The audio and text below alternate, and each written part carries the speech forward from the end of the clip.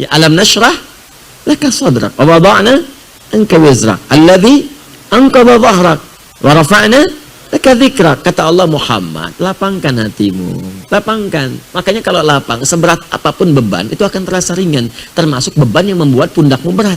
Seperti angkat berat kan? Ya, angkat beban itu begitu diangkat kan semua berat. Ya, dari kepala. Makanya ketika barbelnya diangkat, wajahnya merah.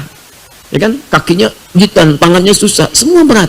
Itu dilukiskan kata Quran, ada orang yang akan menanggung beban kehidupan saking beratnya, dari kepala pusing sampai kaki lunglai. Tapi kalau hatinya lapang, itu akan terasa ringan. Ringan. Kata Allah, ingat, bukankah dulu aku berikan yang baik-baik. Jadi kalau sedang ingat susah, ingat yang senangnya. Coba hidup kita itu, daripada susahnya kan lama senang ya. Ya kan? Coba kalau diingat lama senang ya. Kalau seperti itu, ingat, ringan hidup kita itu. Ringan. Nah, kemudian setelah itu cari wasilah untuk bisa mengentaskan solusi. Wasilah pertama adalah mendekat kepada Allah. Bagaimana caranya? Dengan meningkatkan ibadah. Takwa tadi.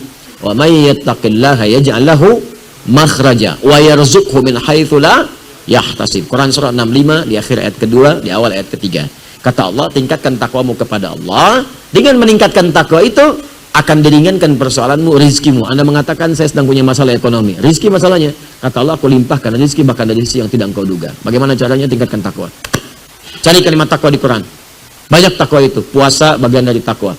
Ya ayyuhalladzina amanu kutiba alaikumusiyam kama kutiba alal ladzina min qablikum la'allakum tattaqun. Al-Baqarah 183. Salat bagian dari takwa. Zikir bagian dari takwa. Tahajud, cari semua jenis salat.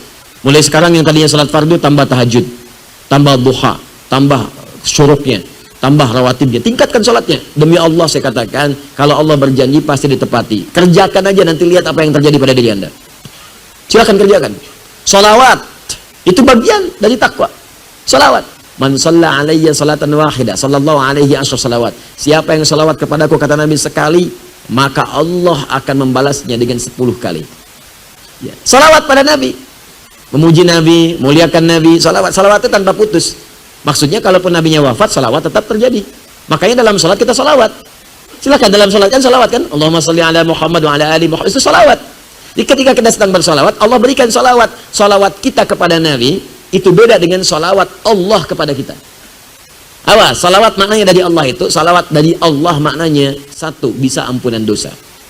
Kedua, pemberian rahmat. Ketiga, pengabulan doa.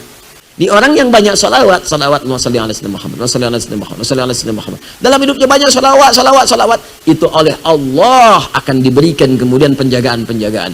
Ya, diampuni dosa artinya dijaga dari maksiat, diberikan rahmat, dijaga dari yang mengganggu. Ahli salawat.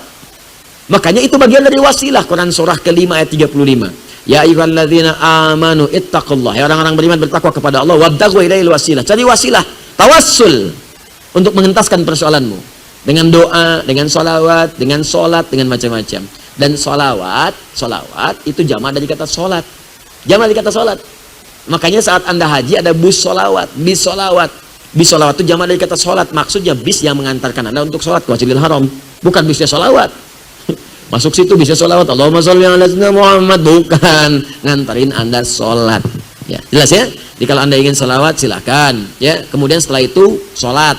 Sholatnya kalau bisa jamaah ke masjid, cari, terus kenalan dengan teman-teman, ya diskusi, mungkin di situ akan bertemu dengan solusi Anda, insya Allah. Kami berdoa semoga Allah memuliakan Anda dan memberikan kemudahan dalam persoalan Anda, insya Allah.